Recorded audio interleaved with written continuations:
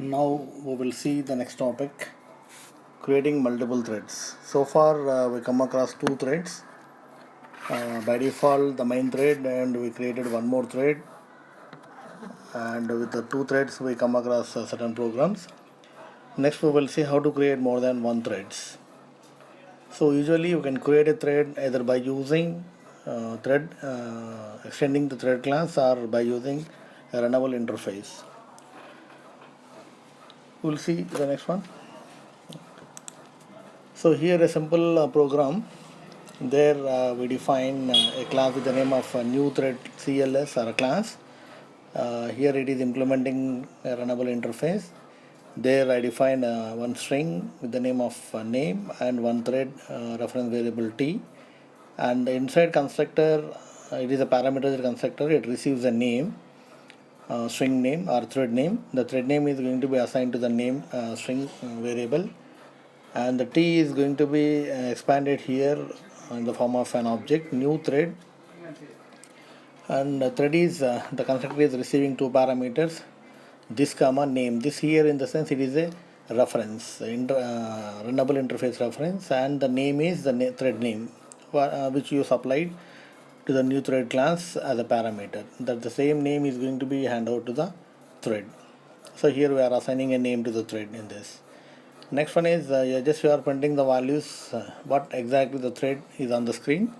The first system.out.println, and here you are showing the value of t, though usually the new thread, the thread followed by three values. One is the name ONE1, and the priority of that particular thread is 5, and the group of this particular thread is belonging to the main thread. And we are having a method t.start. So you are invoking the run method by calling a start method. Internally the start method will invoke the run method. So here what exactly the thread is performing certain task. Whatever the task you want to perform, you mention that information inside run method. You can invoke the run method by using the start method. So you can enable by with the support of t object t.start. So inside run method I define the same previous example. I define a simple for loop. Iterates for 5 to 1, and every time I am just showing the value of I on the screen and suspending the thread for 1000 milliseconds. If anything happens, try to keep inside a try block. If anything happened at runtime, you just catch the exception, interrupted exception, and show it on the screen. If not, it simply iterates for 5 more times and suspended each and every time for 1000 milliseconds, and finally you will get a value exiting from the run method. So the same output is shown here. In this example I took 3 threads. See the main method. Inside main method, it is defined inside multi-thread demo. I defined a public static void main, and I defined 3 threads for 3 constructors, ONE1, TWO2 and THRE3. The 3 threads are going to be created by invoking 3 threads, and the main thread is kept inside a try block, and it is suspended for 10,000 milliseconds. So why I just mention the huge amount here in the sense, so whatever the threads created by this particular main thread has to clear their task, has to finish their task and hand over back to the main thread. At the end the main thread has to suspend. So the scenario, normal scenario happens. So no child thread has to wait after the main thread. So all the child thread has to be terminated or finished their task. Then only at the end the main thread has to finish its execution. So see how the 3 threads are there. The first thread you are creating with ONE1, and the second thread is TWO2, and the third thread is THRE3. See the output of this. The first thread is constructed by invoking parameter constructor with the name of ONE1, and the thread name is ONE1, and it is going to be invoke the same run method for iterating 5 more times. So it shows ONE1, the thread name, and priority 5, and the group comes under main. The second thread having TWO2 and the priority by default 5, and group is as same as the main. And the third one is the THRE3 is a thread name, and the priority is by default 5 and belongs to the main thread. These 3 threads will run one after one, and one first thread enter into the run method and it's suspended for 1000 milliseconds. Immediately the second thread will execute and it invokes the same run method and suspended for 1000 milliseconds. The third thread will come into the execution and it's suspended for 1000 milliseconds. So after that the next gain goes to the first, second, third, first, second, third. It is not compulsory that the first thread will get definitely after the third and second after first and so on. It may be based on the situation it iterates. So you'll get the one thread will have 54321 and two thread will have 54321 and third thread also having 54321 are the end.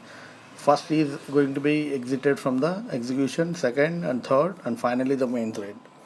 It is normal scenario happens in creating multiple threads and each thread having its own priority, its own name, its own group, and it can execute its own task.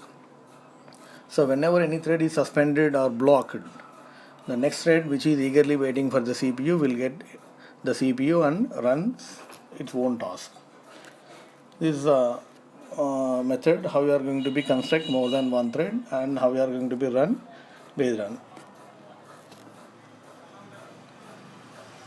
So next one is we are having two methods, isAlive and join methods. So isAlive is a method which is used to know whether the thread is live, whether the thread is running or not. And the join is one more thread which is used to join the waiting thread. So here one scenario happens, one question, how can one thread know whether another thread is running or has ended? So two ways we can know that particular information, either by using isAlive method or wait for to join the method. See how it is. So isAlive method is a method which is returns a boolean value. If the method is still running, it returns a true value. If it is not, it returns a false value. But join method is not like that. The join method will throw interrupted exception, and this method waits until the thread on which it is called terminates. It means its name comes from the concept of the calling thread waiting until the specified thread joins it. We'll see a simple program for this. And what is isAlive and join? One more example, I took the same example here. New thread implements runnable and take the name, string and one thread, and inside constructor I define, it's a parameter constructor. The name is assigned to the name variable, thread name is assigned to the name variable, and you are constructing memory for t, thread t, and you are passing the parameter this comma name. This is a runnable reference name. Next one is the name is the thread name. Here you constructed one object for thread t. Now a thread is created here and you just show values on the screen and start the thread by using t.start. So automatically the thread t.start invokes the run method. Inside run method I took the same information, it iterates for 5 more times and it prints the values from 5 to 1, and each and every iteration it waits for 1000 milliseconds. Something happens, it interrupted, it throws an exception, interrupted exception, and we can catch, show the information on the screen. If not, the system, the program terminates normally. So the main method is somehow peculiar in this.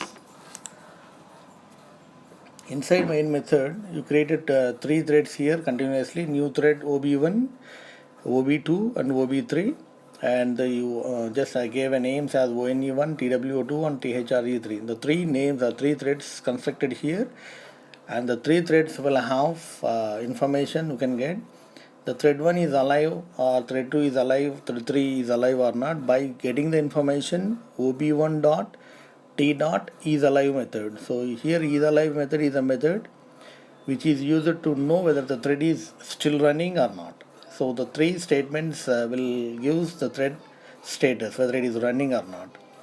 And next inside try block I just invoke the method join method. Instead of putting sleep 1000 or 10,000 milliseconds, I just mention ob1.t.join and ob2.t.join and ob3.t.join. Here the join method is a method which is used to join the calling thread. So here the main thread is going to be called the child thread. So it is the main thread has to wait to join the child threads. Its meaning is the child has to terminate first after completion of its task, and it has to hand over all the resources back to the main thread, and it has to suspend normally or terminates normally. And after completion of all the threads, child threads, then only the main thread has to come to the end. This is a scenario there's in child in threads. And at the end, I added three more statements, and thread 1 is alive, or thread 2 is alive, or thread 3 is alive or not. Just getting information by using is alive method. So in the beginning, the system shows the true, true, true like that, and at the end, it shows the false, false, false. And finally, the main thread is executing from the program. This is a simple output of this particular program. So every thread has by default priority is 5. First thread is name is ONE1, second TWO2, third THRE3, and the 3 belongs to the main group. And in the beginning, the first thread, second, third is alive. It shows the true values, true, true, true, and waiting for the thread to finish. And it shows the values 5, 4, 3, 2, 1 for each and every thread in different order. If you run continuously for 3 or 4 times the same application, the output may be varies based on the situation. So usually the outputs depends on the processor speed and CPU time and all. And finally, the 3 threads will exit from their task. It may be random. It is not compulsory that the first thread has to exit first, second has to exit second, and so on. It may be in any order based on their task over. It simply exit, but it has to wait and hand over back to the main thread. So before terminating the main thread, you can see the values of first, second, third threads are false, and finally the main thread is exiting from the program. Just type the code and run the application and see how it appears. The next one is the thread priorities. Already we come across. Each and every thread will have certain priorities. By default, the thread priority is 5. It is a normal thread, and if you want to give more thread priority or less thread priority, based on we can assign the values. The values are ranging from 1 to 10. If you want to give more CPU time, we just give highest priority. If you not like that, if you want to maintain normal, we can use 1, 2, 3 and so on. Or by default, the system will assign the normal thread priority 5. And you can set the priorities by using set priority method, and you can get the priority by using get priority methods. So you can have a final constant values, min underscore priority, max underscore priority, and norm underscore priority values. See a simple example for this. Take a simple class test multi priority 1 extends thread. So here I extending the thread class, and inside run method directly I just mentioned the run method. I can call the start method inside main method, and the run method will have only 2 println statements. The first one is running thread name, and it shows the thread dot current thread dot get name, and the second println statement is running thread priority. So we can get the priority by using thread dot current thread dot get priority. Get name and get priority, these two things are going to be invoked here. The two methods are going to be invoked here in the run method. So inside main method, I created three objects for this particular class: m1, m2, m3, and m1 dot set priority. So for this particular object, I am going to be set the priority for thread dot min underscore priority, and second thread dot max underscore priority, and the third one is thread dot norm underscore priority. So here the 3 objects, and each object is going to be invoke a separate thread. So here indirectly you are creating 3 threads, and the first object thread is minimum priority, the second object thread is maximum priority, the third object thread is normal priority. So here if you are not supposed to pass any name to the thread, the system allocates thread 0, thread 1, thread 2 like that. So here m1 thread, its name is thread 0, and m2 thread is thread 1, and m3 thread is thread 2. So by default the system assign the names as thread 0, thread 1, thread 2 and so on. If you are not supposed to assign a name, the system by default assign the names. So you are just invoking m1 dot start. So the system will come over here and call the run method, and inside what is the name of m1 is it shows the value as thread 1. And what is the priority for this is its values, what you can say, m1 is minimum priority, right? Its value is 1, and m2 now its priority is maximum, so the thread name is 1 and its value is 10, and the third thread is the name is thread 2 and its value is 5. And based on the situation, the program here I run the application 3 more times. Here in the first time the system executes thread 1. Thread 1 in the sense it's a m2 object, its value is 10. Why? Because it is highest priority, it invokes immediately, and thread 0 is 1 and thread 2 is 5. Next I run the application again. So in that situation, the thread 1 again get a chance and execute its task, and showing thread 1 the second object name, and the priority is 10. But the next is thread 0 is come into the picture, and thread 2 come next statement. But it is a part of information shown here. So thread 0 value is 5, thread 2 value is 1. So randomly the values are going to be appeared. Why? Because the CPU, whenever it finds a free time, it executes a certain part of program. It is not compulsory that the two statements has to execute one after one. It simply executes based on the CPU time.